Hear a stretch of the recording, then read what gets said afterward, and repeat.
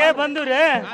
ಪಿಕ್ಚರಿಗೆ ಬಂದಾಗ ಪಂಜಿ ಉಟ್ಕೊಂಡವ್ರಿಗೆ ಒಳಗ್ ಬಿಡಕ ಇಲ್ಲ, ಒಳಗ್ ಬಿಡಂಗಿಲ್ಲ ಅಂತಂದ್ರೆ ಏನು ಕೇಳಿಲ್ರಿ. ಅದನ್ನ ನಾವು ಬಿಡೋದಲ್ಲ ಅಂದ್ರೆ ಆರು ಗಂಟೆಗೆ ಬಂದಿದ್ದೀವ್ರಿ.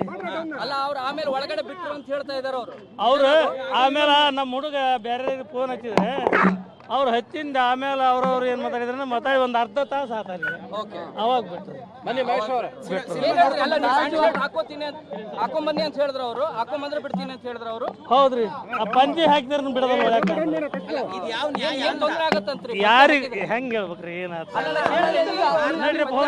ಆರಂಭದಲ್ಲಿ ಬರ್ತಾ ಇದ್ದ ಹಾಗೆ ಯಜಮಾನ್ರೆ, ಆರಂಭದಲ್ಲಿ ಬರ್ತಾ ಇದ್ದ ಹಾಗೆ ಸೆಕ್ಯೂರಿಟಿನೇ ತಡೆದ್ರ ಅಥವಾ ಒಳಗಡೆ ಹೋದ್ಮೇಲೆ ತಡೆದ್ರ? ಮೊದ್ಲಾಗ ಇನ್ನು ಹೋಗ್ಬೇಕಾರ ಅಲ್ಲ ತರ್ಬಿದ್ರಿ.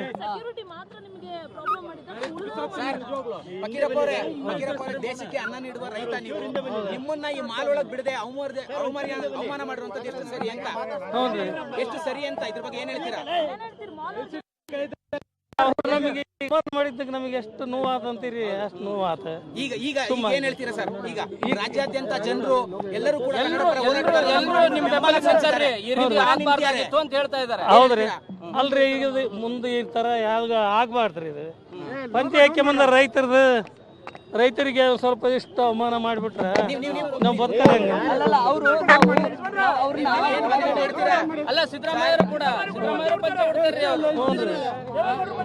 ರಾಜ್ಕುಮಾರ್ ಅವರು ಅಣ್ಣವರು ಕೂಡ ಪಂಚೆ ಕೊಡ್ತಾರೆ. ಬನ್ನಿ ಯಜಮಾನ್ರೆ, ಈಗ ನೇರವಾಗಿ ರೈತ ಫಕೀರಪ್ಪ ಅವರನ್ನ ಇದೀಗ ಮಾಲ್ ಒಳಗಡೆ ಕರೆದುಕೊಂಡು ಹೋಗುವಂತದ್ದು ಕೂಡ ಆಗ್ತಾ ಇದೆ. ಈಗಾಗ್ಲೇ ಗಮನಿಸ್ತಾ ಇದ್ದೀರಿ ರೈತ ಫಕೀರಪ್ಪ ಅವರು ಈಗ ಖುಷಿಯಲ್ಲಿದ್ದಾರೆ.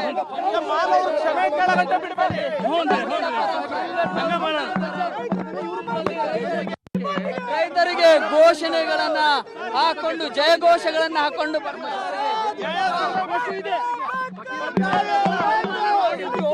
ಇಷ್ಟೆಲ್ಲ ಅವಮಾನ ಮಾಡಿದ್ರು. ಈಗ ಇಷ್ಟೆಲ್ಲ ಅವಮಾನ ಮಾಡಿದ್ಮೇಲೆ ಕರ್ಕೊಂಡ್ ಬರ್ತಿದ್ರೆ ಖುಷಿ ಇದೆ.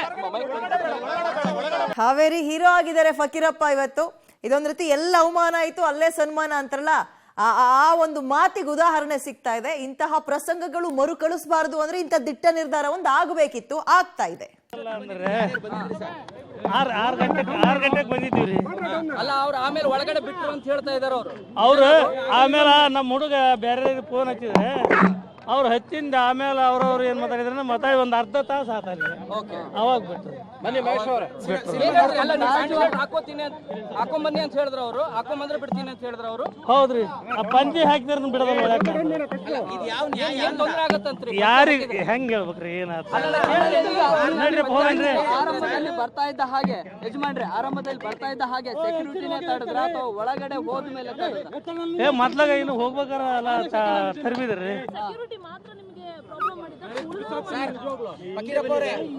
ದೇಶಕ್ಕೆ ಅನ್ನ ನೀಡುವ ರೈತ ನೀವು, ನಿಮ್ಮನ್ನ ಈ ಮಾಲ್ ಒಳಗ್ ಬಿಡದೆ ಅವಮಾನ ಮಾಡಿರುವಂತದ್ದು ಎಷ್ಟು ಸರಿ ಅಂತ? ಎಷ್ಟು ಸರಿ ಅಂತ ಇದ್ರ ಬಗ್ಗೆ ಏನ್ ಹೇಳ್ತೀರಾ? ನಮಗೆ ಮಾಡಿದ್ದೀವ್ರಿ.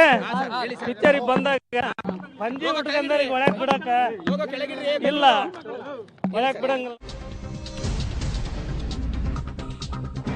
ಸಿಟಿ ಮಾಲ್ ನಲ್ಲಿ ರೈತನಿಗೆ ಪಂಚೆ ಹಾಕಿದ್ರು ಅಂತ ಒಳಗ್ ಬಿಡ್ಲಿಲ್ಲ. ಈ ಅವಮಾನ ಪ್ರಕರಣಕ್ಕೆ ಸಂಬಂಧಪಟ್ಟಂತೆ ರೈತನನ್ನ ಏನು ಮಾಲ್ನ ಸೆಕ್ಯೂರಿಟಿ ತಡೆದಿದ್ರು, ಆ ಮಾಲ್ನ ಸೆಕ್ಯೂರಿಟಿ ಅರುಣ್ನನ್ನ ಅಮಾನತು ಮಾಡಿದ್ದಾರೆ.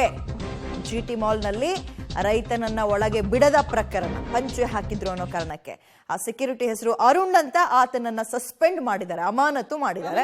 ಅಷ್ಟಕ್ಕೆ ಇದು ನಿಲ್ಬಾರ್ದು. ಮೆಟ್ರೋದಲ್ಲೂ ಸೇಮ್ ಅಮಾನತು ಮಾಡಿದ್ರು ಸುಮ್ಮನಾಗ್ಬಿಟ್ರು. ಬಟ್ ಇಷ್ಟಕ್ಕೆ ನಿಂತ್ಕೊಳ್ಬಾರ್ದು, ಇದು ಒಂದು ತಕ್ಕ ಪಾಠ ಆಗ್ಬೇಕು. ಮಾತೆತ್ತಿದ್ರೆ ನಾವು ದೇಶದ ಬೆನ್ನೆಲುಬು ಮತ್ತೊಂದು ಮಗದೊಂದು ಅಂತೀವಿ. ಇಲ್ಕರ್ಸ್ ಇಂತಹ ಅವಮಾನಗಳು ಮಾಡಿದಾಗ ಅವ್ರಿಗಾಗೋ ಮುಜುಗರ